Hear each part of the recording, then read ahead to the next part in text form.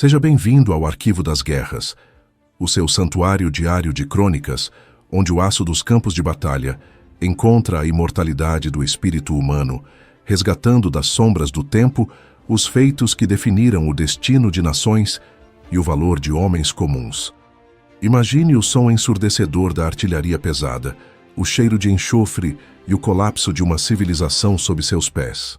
Em abril de 1945, no auge da campanha da Itália, um soldado brasileiro ouviu algo que não pertencia ao campo de batalha. O choro frágil de um bebê vindo de uma casa alemã em chamas. Desafiando ordens e o fogo cruzado nazista, ele não hesitou uma nem duas, mas 3 vezes para atravessar o inferno e resgatar uma vida que a guerra tentava apagar. Esta é a história da coragem que não conhece fronteiras e da humanidade que se recusa a morrer. Prepare-se para descobrir como a alma do pracinha brasileiro brilhou no momento mais escuro da Europa. O mês de abril de 1945 soprava um vento que misturava o frescor da primavera italiana com o odor acre de meses de pólvora acumulada nos vales do Rio Pó. A guerra na Europa estava em seus espasmos finais, mas para os soldados da Força Expedicionária Brasileira, a FEB, o perigo não havia diminuído. Ele havia se tornado mais desesperado. As tropas alemãs, em uma retirada caótica, porém ainda letal, fortificavam-se em cada vila de pedra, transformando casas centenárias em ninhos de metralhadoras e porões em depósitos de munição. Os pracinhas brasileiros, homens que cruzaram o oceano saindo de um país tropical para lutar em montanhas que nunca haviam visto, moviam-se agora por um cenário que parecia saído de um pesadelo de fumaça e destroços. A ofensiva final estava em curso, e a ordem era avançar, custasse o que custasse, para quebrar a última linha de resistência nazista na Itália. Em uma dessas manhãs cinzentas, onde a névoa se recusava a abandonar as ruínas de uma pequena vila sem nome nos arredores de Fornovo di Taro, uma patrulha brasileira avançava com a cautela de quem sabe que a morte se esconde em cada janela estilhaçada.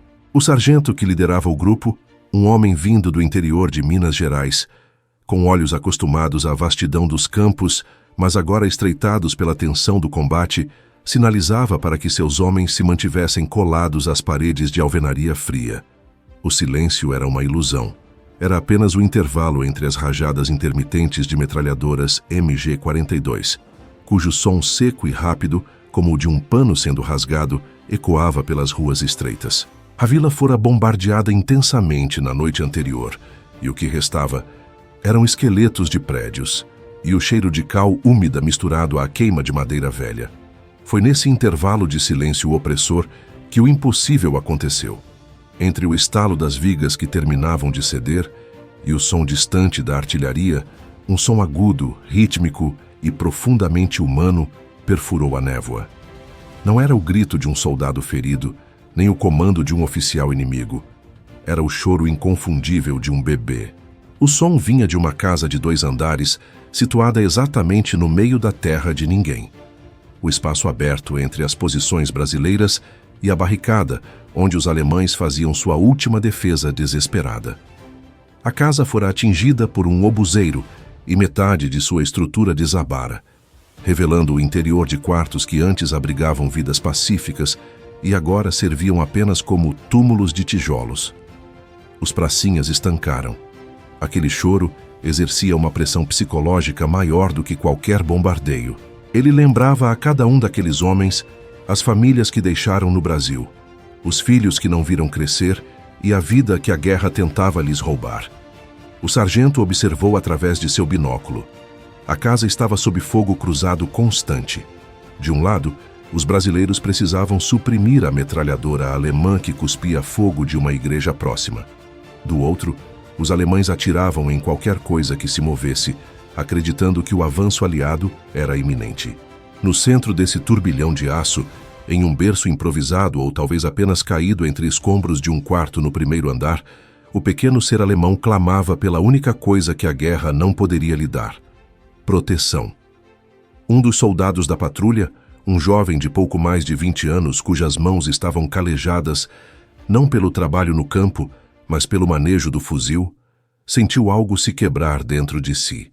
Ele olhou para o sargento e, antes que qualquer ordem pudesse ser dada ou qualquer protocolo militar pudesse ser evocado, ele largou sua mochila de campanha. Ele sabia que o que estava prestes a fazer era um suicídio tático. Cruzar aquele pátio aberto sob a mira de franco-atiradores e metralhadoras fixas era um convite para o esquecimento, mas o choro do bebê tornara-se o único comando que ele estava disposto a seguir. Sem dizer uma palavra, apenas com um olhar que comunicava a resolução de um homem que encontrara um propósito maior que a própria sobrevivência, ele se lançou na primeira travessia. O tempo dilatou-se. O primeiro passo no asfalto quebrado e na lama foi acompanhado pelo som imediato da reação alemã. Balas traçadoras cortavam o ar com um brilho esverdeado, ricocheteando nas pedras e levantando faíscas a poucos centímetros de seus pés. Os brasileiros, percebendo o movimento, iniciaram um fogo de cobertura frenético para distrair os alemães. O jovem pracinha corria com o corpo curvado, o coração batendo com uma força que parecia querer romper as costelas, e a mente focada apenas naquela fachada em ruínas que parecia estar a quilômetros de distância. Ele mergulhou através de uma janela quebrada no térreo da casa alemã, no exato momento em que uma granada explodia no meio da rua, lançando uma chuva de terra e fumaça sobre o caminho que ele acabara de percorrer.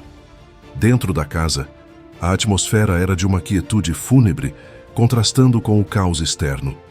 A poeira de cal suspensa no ar tornava a respiração difícil. O soldado brasileiro subiu as escadas de madeira que gemiam sob o seu peso, temendo que a estrutura desabasse a qualquer momento. No andar superior, em um quarto onde o telhado havia desaparecido, ele encontrou o que buscava. Um bebê com menos de 1 ano de vida estava deitado em uma manta de lã azul, coberto por uma fina camada de pó branco. Ao lado dele, os corpos de 2 idosos.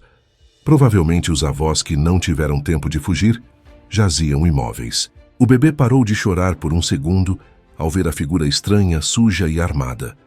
Mas ao sentir o toque das mãos do brasileiro, que o envolveu na manta com uma delicadeza que parecia impossível para um soldado em combate, ele soltou um pequeno suspiro. Mas a salvação não seria fácil. Ao tentar sair com o bebê nos braços, o pracinha percebeu que o fogo cruzado havia se intensificado. Os alemães, acreditando que a casa fora ocupada por um ponto de observação brasileiro, concentraram seus disparos na fachada. O soldado estava preso. Ele precisava atravessar de volta, mas carregar o bebê o tornava um alvo lento e vulnerável. Ele tentou a segunda travessia, saindo por uma porta lateral que dava para um pequeno jardim de inverno. Mal deu 2 passos e foi recebido por uma saraivada de tiros que atingiram o batente da porta e rasgaram a sua manga de uniforme. O impacto e a pressão o jogaram de volta para dentro. O bebê voltou a chorar, assustado pelo som ensurdecedor das detonações próximas. O soldado percebeu que não poderia simplesmente correr. Ele precisava de uma rota, de um momento de distração ou de ajuda. Ele recuou para os fundos da casa, buscando uma saída por um beco que talvez oferecesse mais cobertura. A segunda tentativa fora frustrada pelo aço inimigo, e ele se viu novamente no coração das ruínas, com a pequena vida alemã dependendo inteiramente de sua capacidade de ser invisível sob o fogo. O suor escorria por seu rosto, limpando sulcos na fuligem, enquanto ele sussurrava palavras em português, garantindo àquela criança, que nunca entenderia sua língua, que ele não a deixaria ali. Ele sabia que cada minuto naquela casa era uma aposta contra o desabamento total da estrutura, que rangia sob o peso dos impactos externos. Foi então que o sargento brasileiro, vendo a situação desesperadora de seu homem, ordenou que 2 soldados utilizassem granadas de fumaça para criar uma cortina artificial no pátio. O pracinha viu a fumaça branca e densa começar a preencher o espaço, mas ele sabia que os alemães atirariam às cegas naquela cortina. Ele precisava ser rápido. Ele respirou fundo, apertou o bebê contra o peito de modo que seu próprio corpo servisse de escudo humano para a criança, e se preparou para a terceira e definitiva travessia. Ele não pensava na morte. Ele pensava na continuidade da vida. Ele não via um inimigo no bebê. Via a inocência que a guerra não tinha o direito de consumir. O terceiro movimento foi o mais crítico. O soldado se lançou na cortina de fumaça. O mundo tornou-se um borrão branco e cinza, onde a única referência eram os disparos que assobiavam ao seu redor. Ele corria às cegas, guiado pelo instinto e pela memória do caminho que fizera minutos antes. Ele ouvia o som dos ricochetes no metal dos carros abandonados e o impacto dos projéteis na lama. De repente, uma explosão próxima o lançou ao chão. Ele sentiu o impacto no ombro, uma dor aguda que indicava que algum estilhaço ou queda o atingira. Mas sua primeira reação foi verificar o bebê. A criança estava protegida, envolta em seus braços, ilesa sob a manta de lã. Ele se levantou, a adrenalina ignorando a dor física, e deu o último sprint em direção às linhas brasileiras. Braços fortes o puxaram para trás de uma mureta de pedra, onde o sargento e os outros pracinhas o esperavam com os olhos arregalados. O silêncio voltou a cair sobre a patrulha por alguns segundos, quebrado apenas pela respiração ofegante do soldado e, miraculosamente, pelo som de um pequeno bocejo vindo de dentro da manta azul. O resgate estava completo. O soldado brasileiro atravessara o inferno 3 vezes por um filho de seus inimigos, provando que a farda da FEB era feita de um material muito mais resistente que o brim verde-oliva. Era feita de humanidade. A notícia do resgate espalhou-se rapidamente pelas linhas brasileiras. O bebê foi levado para o posto de socorro avançado, onde as enfermeiras da FEB, as pioneiras da saúde militar brasileira na guerra, assumiram o cuidado. O soldado que realizara o feito permaneceu sentado por um longo tempo em um caixote de munição, as mãos ainda trêmulas, olhando para o vazio da rua onde a fumaça começava a se dissipar. Ele não sentia o orgulho de um conquistador. Sentia o peso de uma responsabilidade que ele nem sabia que carregava. Para ele, aquele bebê era a prova de que, mesmo quando o mundo decide se destruir, há sempre uma chance de preservar o que é sagrado. Os oficiais de ligação americanos e ingleses que operavam no setor observaram o evento com uma mistura de espanto e respeito. Em uma guerra marcada por atrocidades e pelo conceito de guerra total, onde civis eram muitas vezes tratados como estatísticas colaterais, a conduta do soldado brasileiro era uma anomalia ética. Ela refletia a mística da cordialidade do povo brasileiro, uma característica que os pracinhas levaram para o fronte italiano e que os diferenciava de outros exércitos. Eles não odiavam o povo italiano ou o povo alemão. Eles odiavam o regime que os transformara em máquinas de matar, e salvar aquele bebê era a forma definitiva de derrotar a ideologia nazista, que pregava o desprezo pelas vidas que considerava inferiores ou inimigas. O bebê, que fora resgatado do coração da destruição, tornou-se o mascote involuntário daquele batalhão por alguns dias, antes de ser entregue às autoridades civis e aos órgãos de refugiados que começavam a se organizar na retaguarda. Para os soldados que testemunharam o ato, a imagem do jovem pracinha correndo sob o fogo cruzado, com um vulto azul nos braços, tornou-se uma lenda de trincheira. Eles sabiam que, décadas depois, aquela criança cresceria em uma Alemanha reconstruída, talvez sem nunca saber que sua vida fora salva por um homem vindo de um país distante, cujo nome ela nunca saberia pronunciar, mas cuja coragem garantira que ela tivesse um futuro. O sargento mineiro, ao redigir o relatório daquela manhã, hesitou por um momento sobre como descrever o evento. Ele sabia que o soldado agira fora de qualquer protocolo tático, colocando em risco a própria vida e a posição da patrulha por um objetivo não militar. Mas ao olhar para o seu soldado, que agora limpava o ferimento no ombro com uma calma estoica, o sargento percebeu que alguns atos não pertencem aos manuais de instrução. Eles pertencem à história da honra. Ele escreveu que a missão fora cumprida e que a conduta do soldado refletia o mais alto grau de coragem sob fogo inimigo, focando não apenas no resgate, mas no exemplo moral que aquilo representava para toda a força expedicionária. A campanha da Itália continuaria por mais algumas semanas, com combates ferozes em locais como Monte Castelo e Montese, mas para aquele pequeno grupo de pracinhas, a guerra já havia sido vencida de uma forma diferente. Eles haviam preservado a luz no meio da escuridão.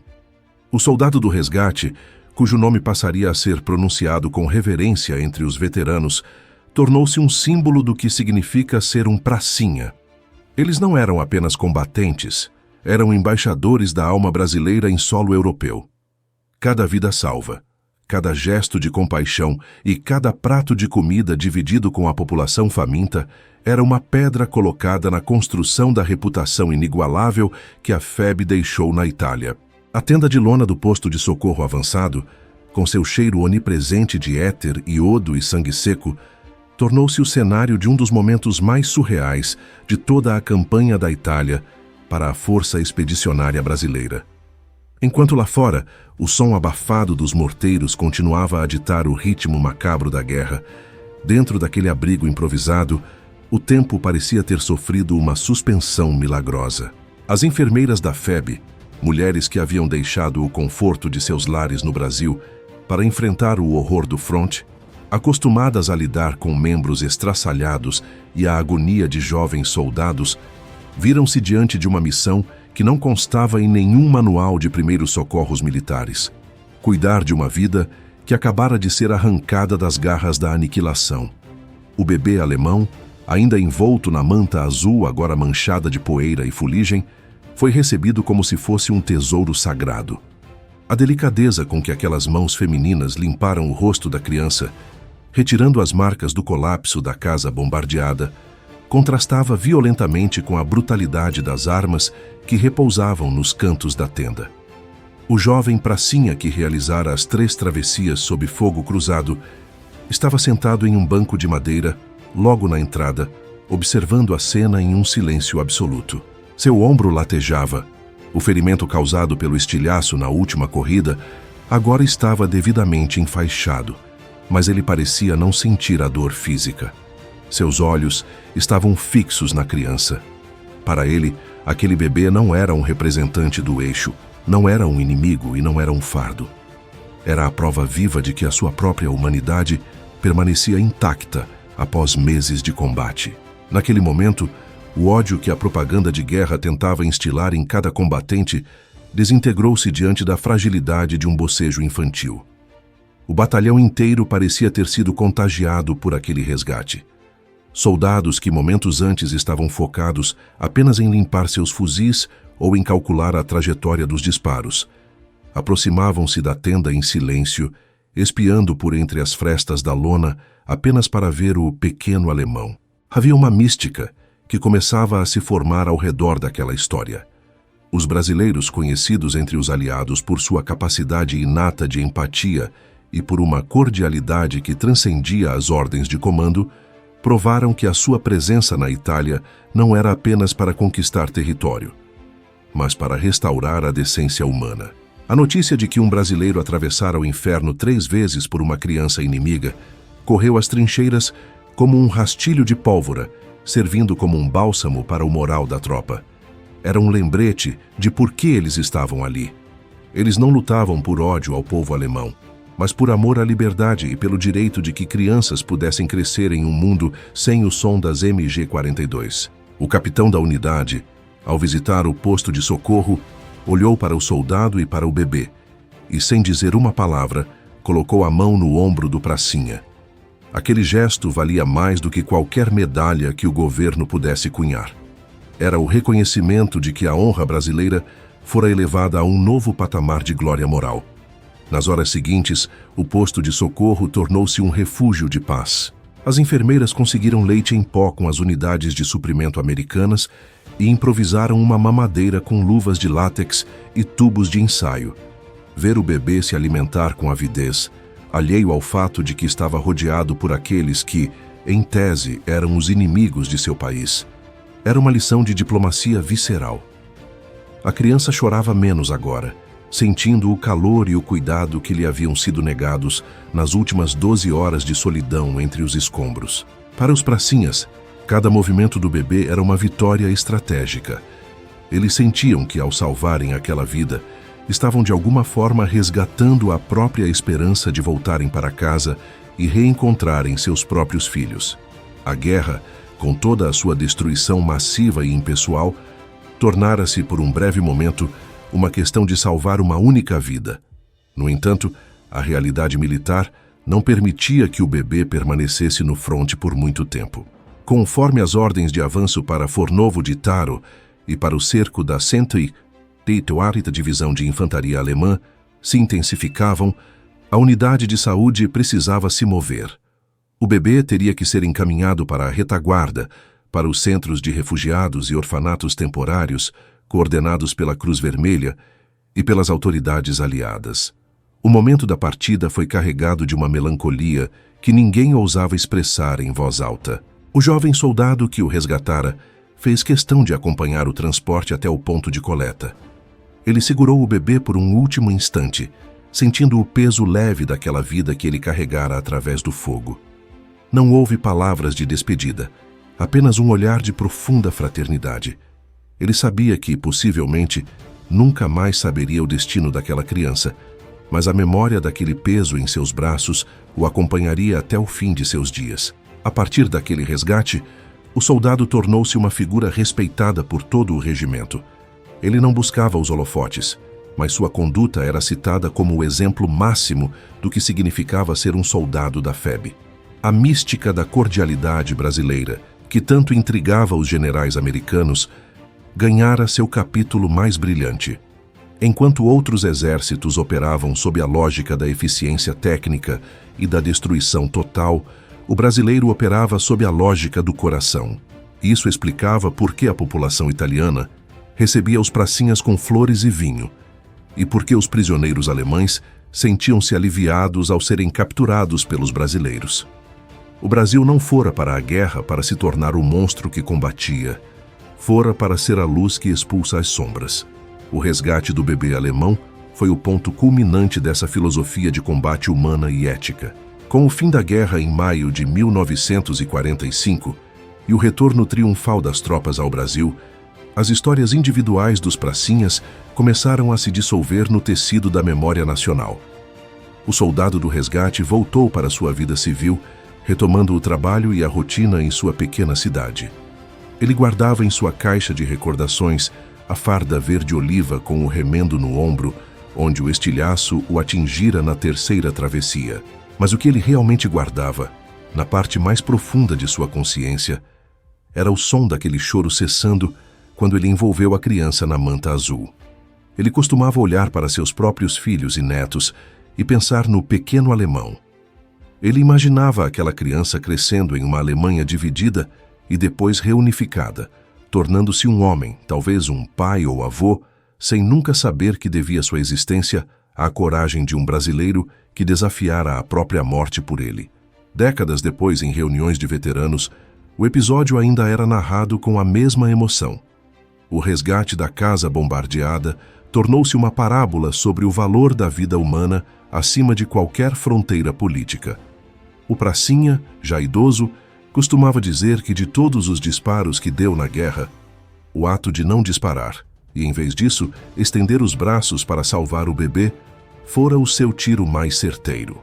Ele entendia que a verdadeira vitória na guerra não é a destruição do inimigo, mas a preservação da alma diante da barbárie. O Brasil, através da FEB, deixou na Itália um rastro de decência que o tempo não conseguiu apagar. As vilas que foram libertadas pelos brasileiros ainda guardam em suas tradições orais as histórias dos soldados bons que dividiam o pão e salvavam crianças, independentemente de que lado da fronteira elas tivessem nascido. A história do bebê alemão e do pracinha brasileiro é o testemunho definitivo de que a coragem não é a ausência de medo, mas a decisão de que algo é mais importante que o medo.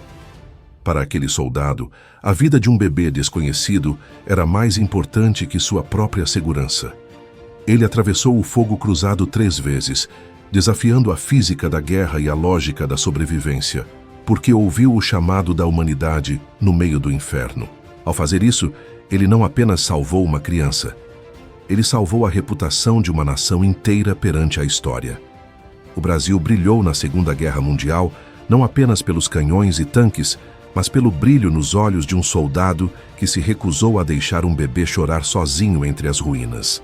Encerramos esta crônica do Arquivo das Guerras com o respeito devido à memória de todos os pracinhas que, como este herói anônimo, souberam manter o coração pulsando com justiça e afeto em meio ao aço e à pólvora. Que a história desse resgate continue a nos inspirar, lembrando-nos de que em cada conflito, em cada zona de guerra, há sempre a oportunidade de escolher a vida. O soldado voltou para casa, o bebê cresceu em solo europeu, e o fio invisível que os uniu naquele pátio enfumaçado em 1945 permanece como um monumento eterno à grandeza do espírito humano. A cobra fumou, a paz retornou, e a humanidade, graças à coragem brasileira, saiu vitoriosa mais uma vez. Esta é a essência do nosso canal. Resgatar o que o tempo tenta apagar e mostrar que o heroísmo brasileiro é feito de fibra, mas também de uma doçura inquebrável. O jovem de Minas Gerais e o bebê da manta azul agora fazem parte da sua história também. Que o exemplo deles nos ajude a construir um mundo onde os berços nunca mais precisem ser protegidos por soldados, mas onde a coragem de proteger o próximo seja sempre o nosso maior valor. A missão está encerrada, mas a memória é imortal. No arquivo das guerras, a história ganha vida, e o passado nos ensina que a luz sempre encontrará um caminho através das cinzas, desde que existam homens dispostos a atravessar o fogo cruzado por ela. O rastro de fumaça deixado pelas granadas de cobertura naquela manhã na Itália já se dissipou há muito tempo, mas o eco daquele choro infantil e a imagem do soldado correndo em direção à segurança permanecem gravados na pedra angular da honra nacional. Somos herdeiros dessa bravura. Somos guardiões desse legado. O Brasil, na Segunda Guerra Mundial, foi gigante, não pelo seu poder bélico, mas pelo tamanho do coração de seus filhos. E enquanto houver alguém para contar esta história, a pequena vida salva nas ruínas de Fornovo di Taro continuará a ser o símbolo da nossa vitória mais gloriosa, a vitória da compaixão sobre o ódio. Que as montanhas da Itália, que um dia tremeram sob o passo dos nossos pracinhas, continuem a sussurrar os nomes daqueles que foram lá para curar feridas e restaurar esperanças. A fumaça da cobra agora é a névoa da paz que protege o rastro dessas almas nobres. O Arquivo das Guerras agradece por você nos acompanhar em mais esta jornada emocional pelas profundezas da nossa história. Até a próxima narrativa, onde o heroísmo brasileiro se encontra com a eternidade.